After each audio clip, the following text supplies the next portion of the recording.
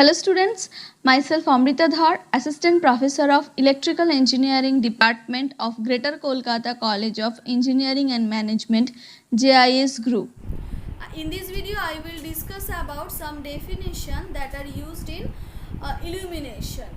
Luminous flux, luminous intensity, lumen, candle power, illumination, etc. Topic is included in module 1 of the subject utilization, traction, heating and drives. Subject code is EE-S5-UTHD. Definition is plane angle. Subtended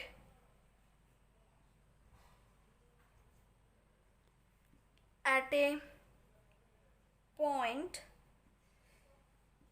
and is enclosed by two straight lines.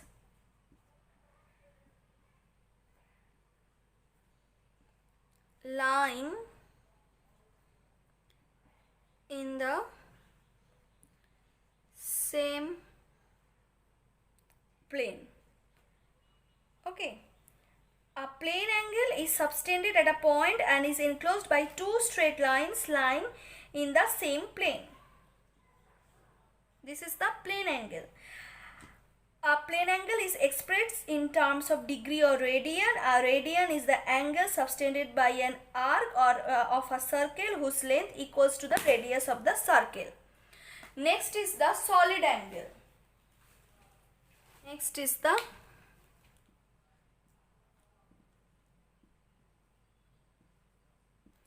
solid angle. A concept which frequently is used for illumination calculation is the solid angle. Consider an area A relative to a point P. Okay. Area A relative to a point P. Now let P represent the center of a sphere. As you can see in this picture, there will be a boundary of intersection where the solid angle subtended by an area A passes through the sphere, and this area of the sphere surface and area A are subtending the same solid at angle P. And the definition of the solid angle is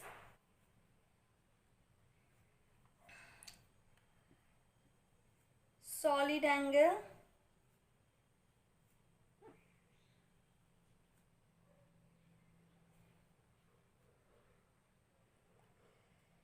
subtended by area A is equals to area of intersection of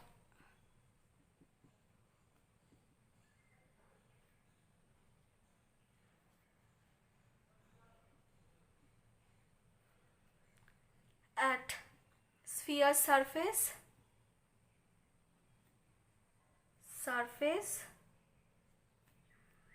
by radius of sphere by the square of radius of sphere.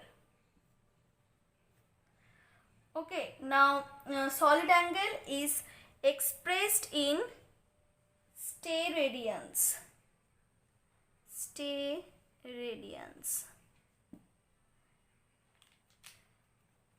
And solid angle subtended by a sphere as its center is given by the formula area of sphere by r square. That is 4 pi r square by r square is equals to 4 pi steradians. Okay, this is the solid angle subtended by a sphere as its center. Okay.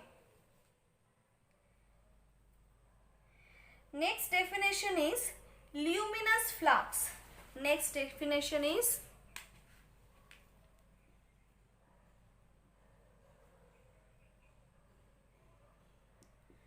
luminous flux. It is the rate of energy radiation in form of light waves and is denoted by phi equals to Q by T. Okay, where Q is the radiant energy, Q is the radiant energy and T is the time, and its unit is lumen. Its unit is lumen. Next is lumen. What is lumen?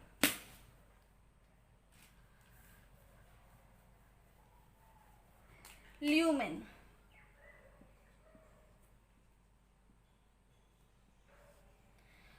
One lumen is defined as the luminous flux emitted by a source of 1 candle power in a unit solid angle. That is, lumen is equals to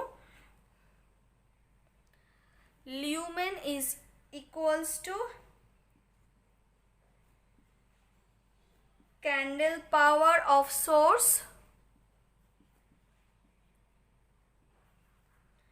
into solid angle. Next definition is candle power. Next definition is candle power. Candle power of a source is defined as number of lumens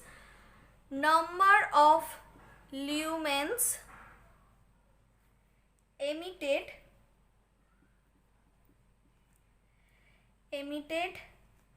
by that source per unit solid angle.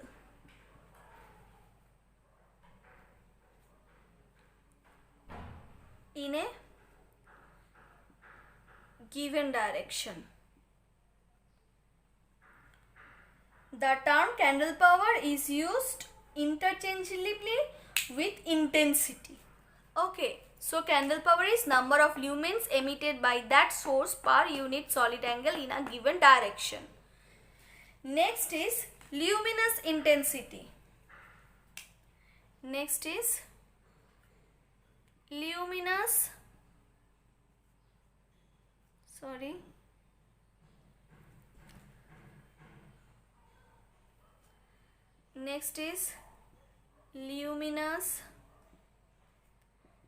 intensity. Okay, the mean luminous intensity over a particular range of direction or zones is the flux contained per unit solid angle in that zone. If the solid angle is infinitely small, the intensity is no longer a mean value, but the value is a specific direction. Hence, luminous intensity is mathematically defined as I is equals to limit delta omega tends to 0 delta F by delta omega. Here delta F is the differential luminous flux in a differential solid angle delta omega.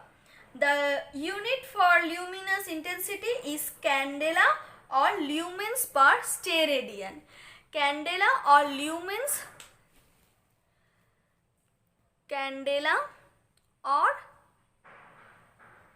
lumens per steradian. Okay, this is the unit of lumen intensity. Next is brightness or luminance. Now, it is defined as the intensity of a source in a given direction divided by orthogonally projected area of source in that direction. The orthogonal projection of any element of area of a surface delta A is given by delta A cos theta, where theta is the angle between normal to element and the direction of view. The element delta A may be any size provided that this is a small as compared with the distance at which intensity measurement is made. The unit of brightness is Lambert. Brightness or luminance. The unit is Lambert and it is denoted by the letter Z. Next is illumination. Okay. Illumination of a surface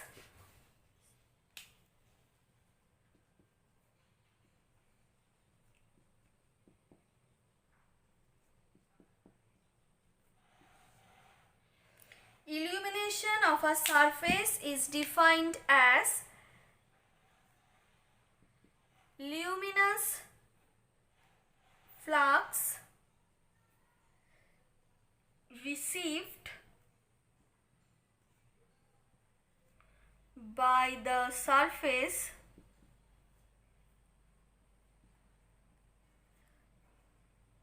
per unit area. Its unit is lux or foot candela and it's denoted by E.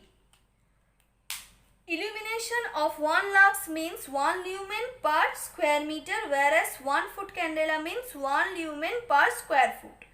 A still bigger illumination is fort and is equal to 10,000 lux. Okay, and it is equal to lumen per square centimeter, that is fort is equal to 10,000 lux. In the next class I will discuss about relationship between I, that is luminous intensity, L, that is luminance, and E, that is illumination. Okay. That's all from today's class. If you have any problem, please contact with me. My contact details is given on the first slide. Thank you. Hello students, myself Amrita Dhar, Assistant Professor of Electrical Engineering Department of Greater Kolkata College of Engineering and Management, JIS Group. In this video I will discuss about the nature of radiation. This topic is included in module 2 of the subject utilization of electric power. Subject code is EE-702. In this video I will discuss about the nature of radiation.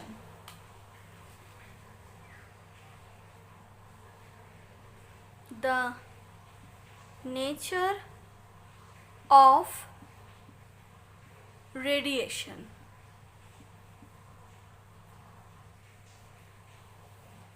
The major difference between illumination engineering and others form of engineering is that whereas other form of engineering largely deal with the exact science of mathematics, physics and chemistry with the economic factors always in mind, the illumination engineering should not only interest itself in the exact science and economics but also be thoroughly conversant with the physiology of eye, the peculiarities of our seeing process and psychological effects. And illumination engineering must also have appreciation of art and architecture in order to produce pleasing effects.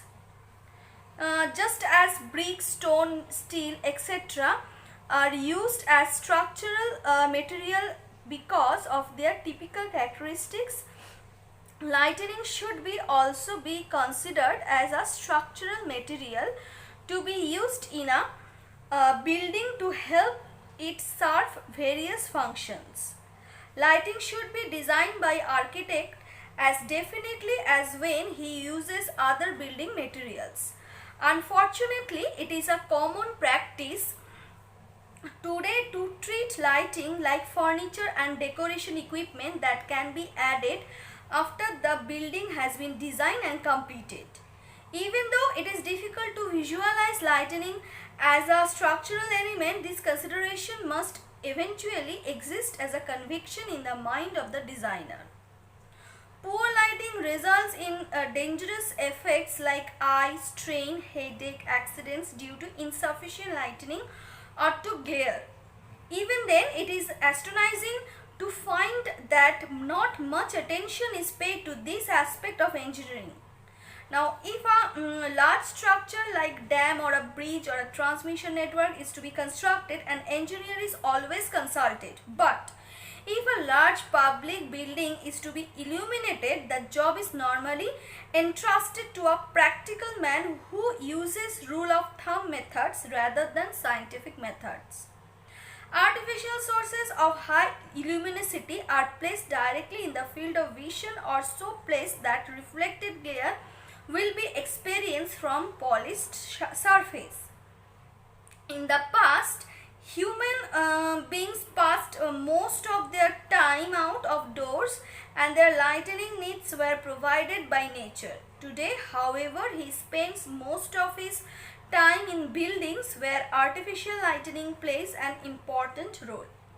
Good lighting, apart from having aesthetic and decorative aspects, reduce accident, increase the production in the factories and improves general health of the community due to reduction of eye strain. For good lighting, a close cooperation between the artist and the architect and an illumination engineer is desired. Here, now, nature of radiation. The question what light is has puzzled mankind since time immemorial.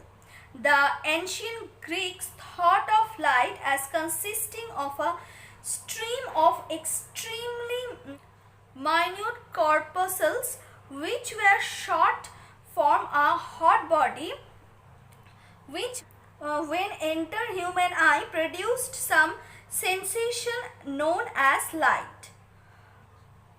Corpuscles theory was generally accepted till about 1850, even though Huygens had put forth his theory of waves in the year 1690. The corpuscles theory gave a satisfactory picture of reflection because if corpuscles could be considered as tiny, perfectly elastic spheres, they would bounce off a polished surface with angle of reflection equal to angle of incidence. This theory, however, was unable to explain the phenomena of interference where the addition of two light may produce total darkness. The wave theory also has its problem. To account for the motion of the light waves through free space, scientists thought of a medium, the ether.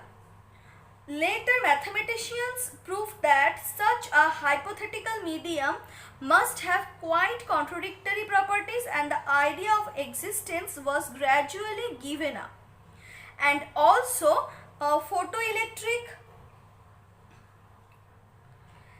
effects could not be explained by wave theory. Now, it was found necessary to introduce a new fundamental principle which always applies when radiation is emitted or absorbed by the matter. Energy is emitted and absorbed only in discrete quanta of magnitude h lambda. Now, where is h is the Planck's constant.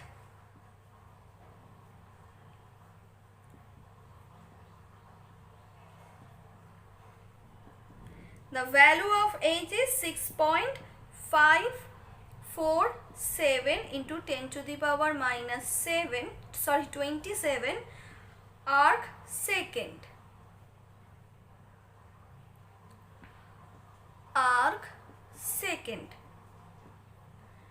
Okay, and lambda is the frequency. Lambda is the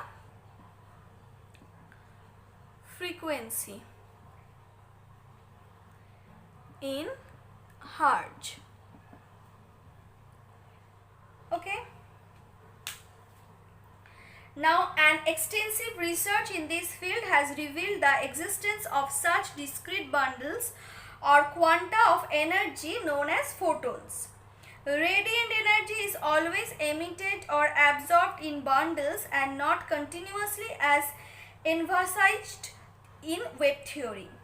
It is to be noted that valence electrons are responsible for the production of the radiation in the visible region and these electrons in the outermost orbit are of utmost importance to the illuminating engineer.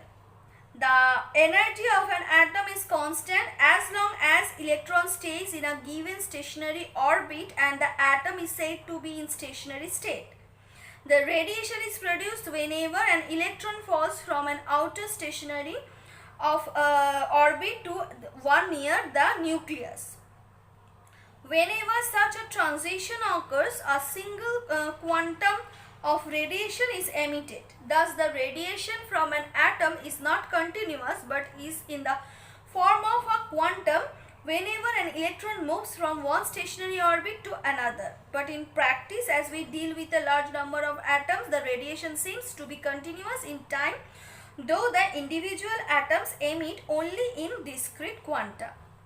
Whenever an atom is excited, that is, energy is added to the atom in some way, such as by collision with an electron having a reasonably high velocity, the atom stays in the excited state, that is, outermost electron goes to higher orbit for a very short time of the order of 10 nanosecond and then reverts back to the normal state, thereby emitting radiation energy. Now, each photon may be considered to be associated with a wave which predicts how the photon will travel. By analogy to other waves, we consider this fictitious wave has a wave also to have the three attributes: frequency, wavelength and velocity, and three quantities are related by the equation v, that is velocity, is equals to lambda gamma. Sorry, this would be gamma, not lambda. Okay, I have mistake. Now, where lambda is the wavelength, gamma is the frequency of the wave. The wavelengths used by illuminating engineers are very short and the units used are microns or angstrom. The complete spectrum of radiating energy extends over a tremendous range of frequency. I just draw a picture so you can understand better.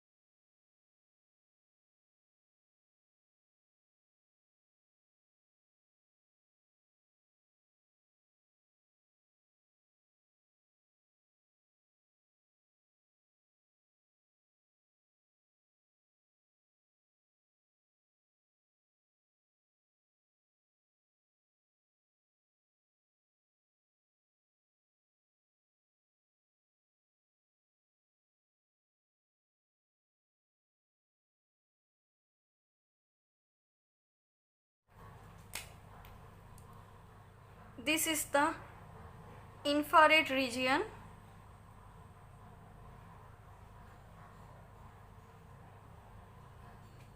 This is the visible region, and this is the UV region. Okay. Now the visual region extends from 0.4 micron to 0.75 micron. Okay, and the illuminating engineer is interested in the conversion of electrical energy into radiant energy of such frequency as to be visible by human eye, and also in the conversion of radiant energy into electrical energy by photosynthesis or by thermocouples. that's all from today's class. If you have any problem, please contact with me. My contact details is given on the first slide. Thank you.